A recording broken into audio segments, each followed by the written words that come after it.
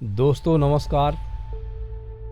आप देख रहे हैं क्राइम सीरीज 47 और मैं हूं महेश चंद्र राही। दोस्तों, क्या आपने कभी सोचा है कि एक नई नवेली दुल्हन अपने ही पति की मौत की वजह बन सकती है? क्या आपने सोचा है कि जिस शादी को 7 जन्मों का बंधन कहा जाता है, वही शादी 7 हफ्तों में मौत का कारण बन जाए? आज मैं आपको जो क्राइम केस सुनाने जा रहा हूं, वह सिर्फ एक क्राइम नहीं है, बल्कि लोगों के बीच वह एक सवाल है कि क्या इस केस में दोषियों को फांसी की सजा मिलेगी या नहीं मिलेगी।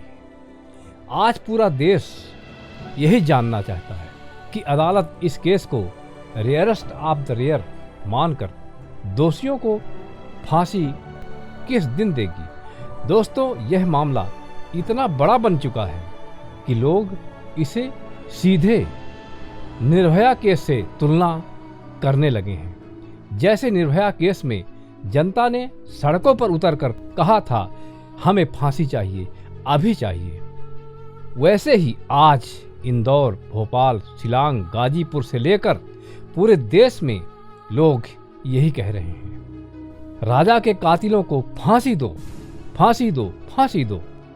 लेकिन क्या सचमुच में राजा के कातिलों को फांसी होगी?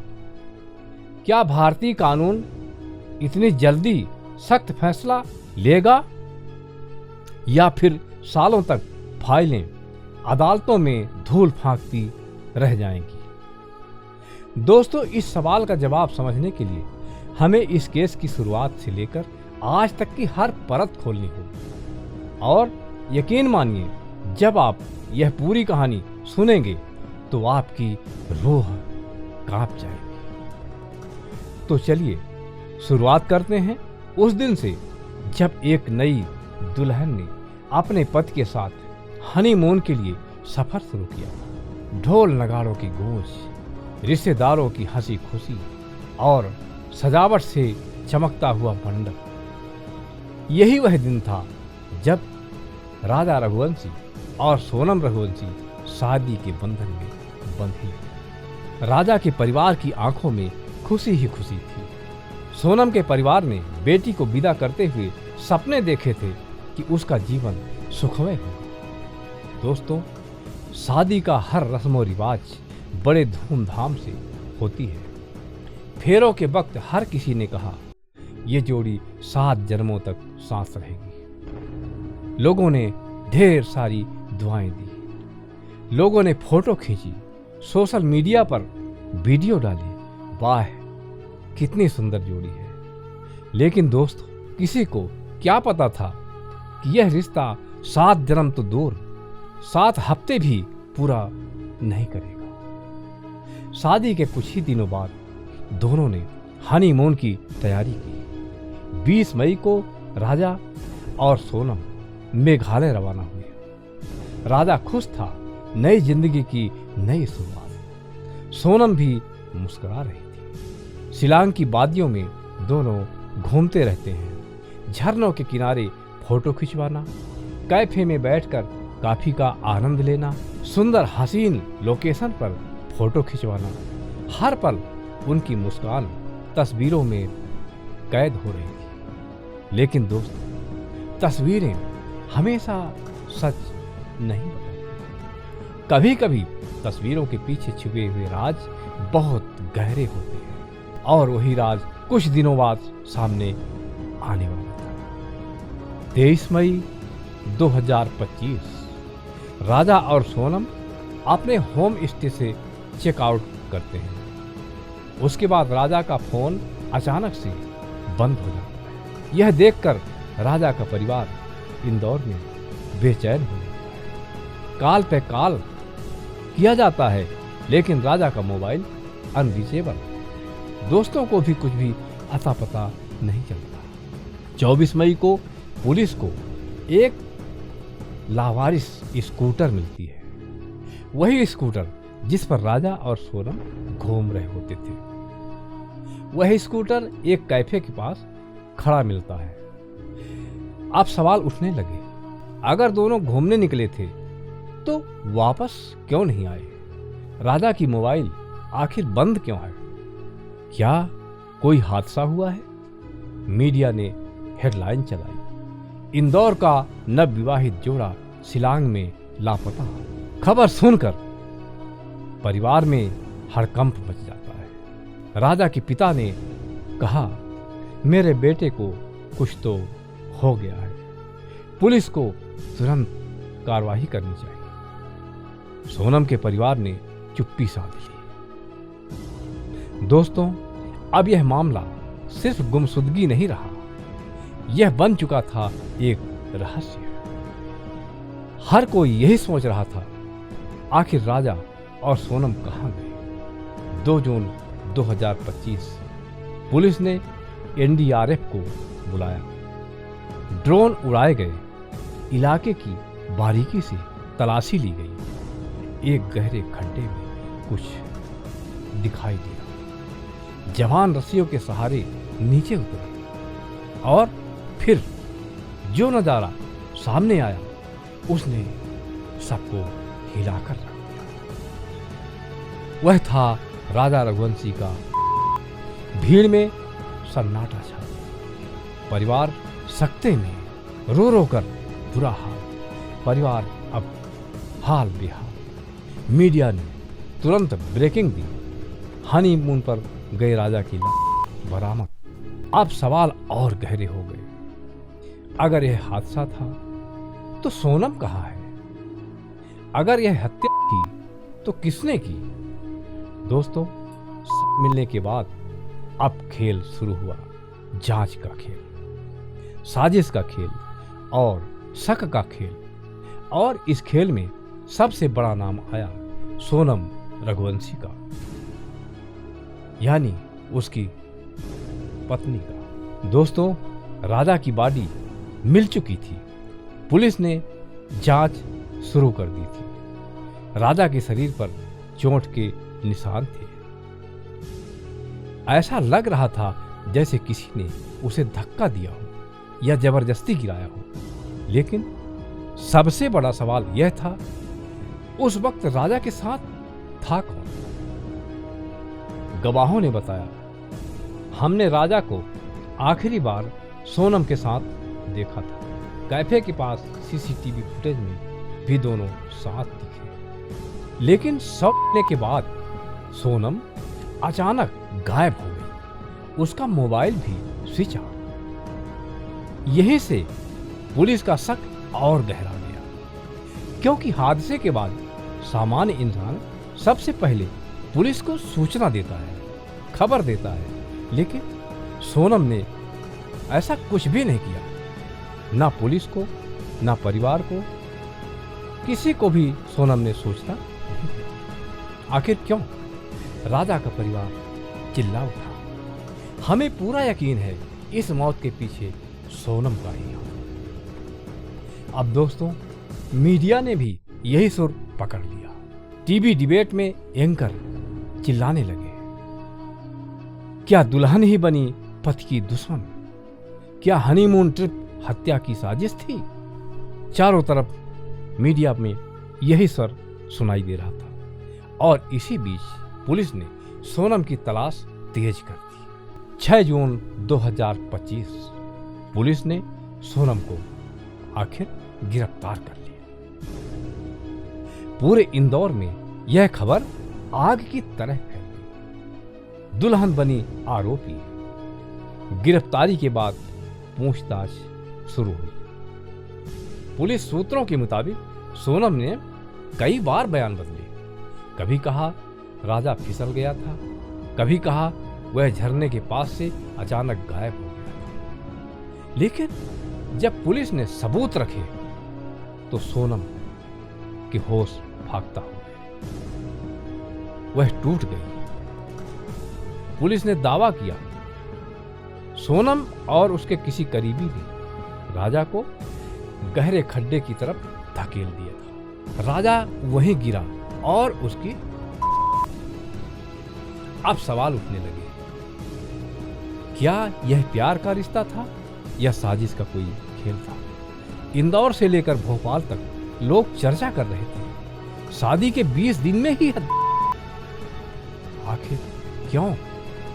दोस्तों, जब अदालत में सोनम को पेश किया गया तो कोर्ट के बाहर भीड़ जम गई। लोग चिल्लाने लगे, हत्यारे को फांसी दो, फांसी दो, फांसी दो।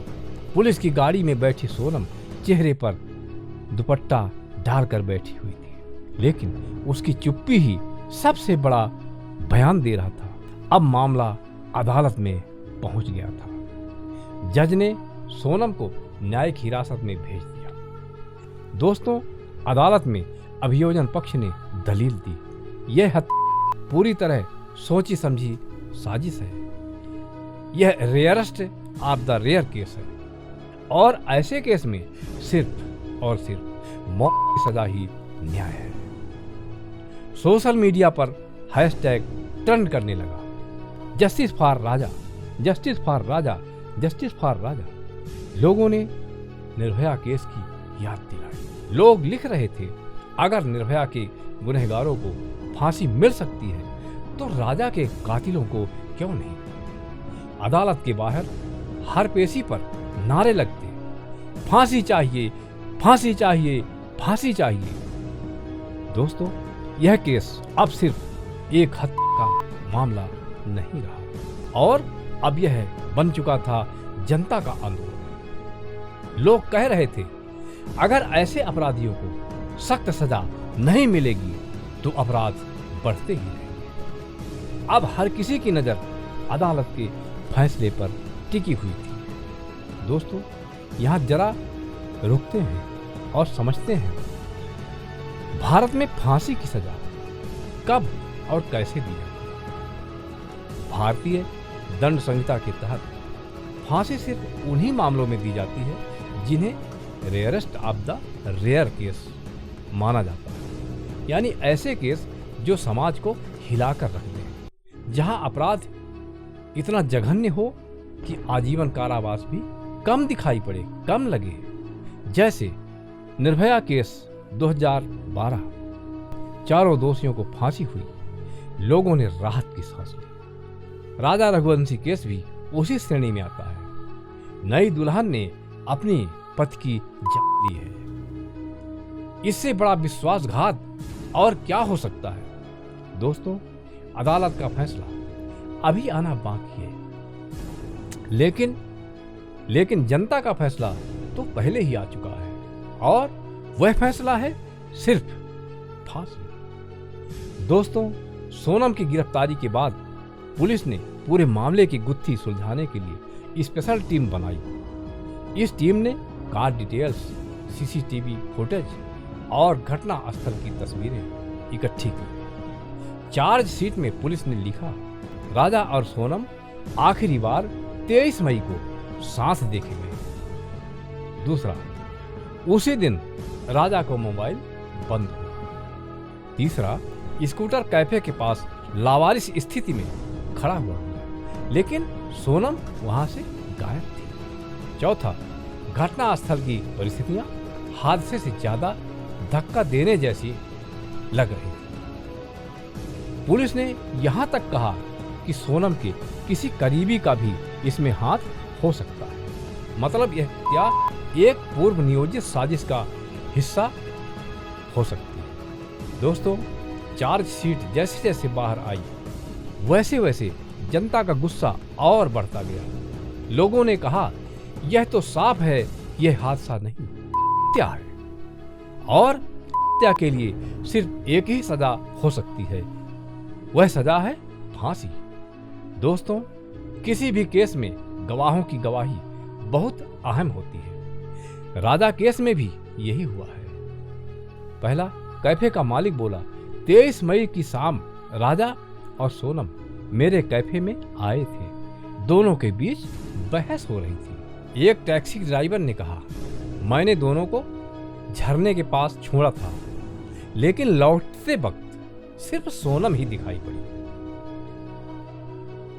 राजा रघुवंशी साथ में नहीं थे। तीसरा, एक स्थानीय गाइड ने बयान दिया, मैंने सोनम को झरने से दूर जाते हुए देखा था, लेकिन राजा साथ नहीं था। दोस्तों, यह सारी गवाहियां पुलिस के केस को मजबूत करती हैं। हर गवाही के बाद जनता का विश्वास और पक्का हो गया कि सोनम ही दोषी है।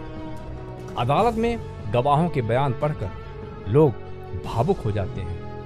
राजा का परिवार तो हर गवाही के बाद फूट फूट कर रो पड़ता है। अब दोस्तों, अदालत में दोनों पक्ष आमने सामने थे। अभियोजन पक्ष बोलता है, यह हत्या बेहद जघन्य है। एक पत्नी ने अपने पति को धोखा दिया और के घाट उतार दिया। यह rarest of the rare case है। उधर बचाव पक्ष डिफेंस बोलता है, यह एक हादसा था। सोनम का इसमें कोई हाथ नहीं है। उसका मोबाइल बंद होना या वहां से गायब होना सिर्फ डर की वजह से था। दोस्तों, अदालत में हर पेशी के दौरान लंबी बहसें होती रही, लेकिन जनता और मीडिया का रुझान और मांग साफ था। हर कोई चाहता था कि सोनम को सख्त से सख्त सजा मिले। अब दोस्तों, यह मामला सिर्फ एक अदालत के फैसले तक सीमित नहीं रह गया है। पूरा देश एक बहस में बट गया है। क्या सोनम को फांसी होनी चाहिए या उम्र कैद? नई शादी, हनीमून और उसी दौरान हत्या। इससे बड़ा अपराध भला क्या हो सकता है? क्या होगा? अगर ऐसे केस में फांसी नहीं दी गई तो समाज को क्या संदेश जाएगा? समाज के पास क्या बचेगा? जो लोग उम्र कैद की बात कर रहे हैं, उनके तर्क हैं फांसी से जिंदगी खत्म हो जाती है, लेकिन उम्र कैद में अपराधी को हर दिन तिल तिल कर करना पड़ता है। भारत में फांसी बहुत कम मामलों में दी जाती है, इसलिए यह केस अदालत पर छोड़ देना चाहिए। दोस्तों, अब तक पुलिस चार्जशीट दाखिल कर चुकी है। अदालत में गवाहों के बयान दर्ज हो चुके हैं। जनता और मीडिया ने अपना फैसला पहले ही दे दिया है, और वह है सिर्फ और सिर्फ फांसी की सजा। लेकिन भारतीय न्याय व्यवस्था में अंतिम फैसला अदालत की, और खेद का विषय है कि यह फैसला अभी बाकी है। तो सवाल वही है जो हमने शुरुआत में पूछा था, क्या सोनम रघुवंशी को फांसी होगी या अदालत उसे उम्र कैद की सजा सुनाएगी? दोस्तों, यह सवाल आने वाले कुछ ही दिनों में साफ हो जाएगा, लेकिन इतना तय है कि यह केस आने वाली पीढ़ियों के लिए एक नजीर बनेगा। राजा रघुवंशी की मौत ने सिर्फ एक परिवार को ही नहीं तोड़ा, बल्कि पूरे समाज को झकझोर दिया है। और इसीलिए लोग कह रहे हैं, इंसाफ तभी होगा जब गुनहगार को फांसी होगी, सिर्फ और सिर्फ फांसी होगी। अब देखना है कि अदालत जनता की इस आवाज को सुनती है या नहीं। दोस्तों, अदालत में केस चल रहा है, लेकिन इस बीच सबसे ज्यादा पीड़ा किसे झेलनी पड़ी? राजा के पिता हर दिन अदालत में पहुंचते हैं, हाथ में बेटे की तस्वीर लिए कहते हैं, मेरा बेटा पढ़ाई में होशियार था, हमेशा खुश रहता था, हमने बड़े सपनों के साथ उसकी शादी की थी, लेकिन किसी ने हमारे सपनों को तोड़ दिया। राजा की मां हर पेशी पर रो पड़ती है, उनकी आवाज कांपती थी। मैंने बेटे को ब्याह कर भेजा था, सोचा था घर में बहू आएगी, खुशियां आएगी, लेकिन बहू ही बेटी की मौत की वजह बन जाएगी। दोस्तों, परिवार की यह बात सुनकर अदालत में बैठे लोग भी रो पड़ते हैं। हर किसी की आंखों में गुस्सा और दुख दोनों स्पष्ट रूप से दिखाई पड़ता। दोस्तों, इस केस की गूंज अब सिर्फ भारत तक सीमित नहीं है, विदेशी मीडिया ने भी इसे उठाया है। लंदन, दुबई, न्यूयॉर्क, सिडनी में रहने वाले भारतीय समुदाय ने कैंडल मार्च निकाले। एनआरआई संगठनों ने बयान दिया। हम भारत सरकार से अपील करते हैं कि राजा केस को फास्ट ट्रैक कोर्ट में चलाया जाए और दोषियों को सजा दी जाए। अंतर्राष्ट्रीय खबरों ने भी लिखा है, यह वही दबाव था जिसने सरकार और अदालत दोनों को तेजी से काम करने पर मजबूर कर दिया है। लोग कहने लगे हैं, अगर निर्भया केस में दुनिया ने आवाज उठाई थी तो राजा केस में भी उठानी चाहिए। यानी यह मामला अब सिर्फ राजा और सोनम तक सीमित नहीं रहा, यह बन चुका है ग्लोबल डिस्कशन।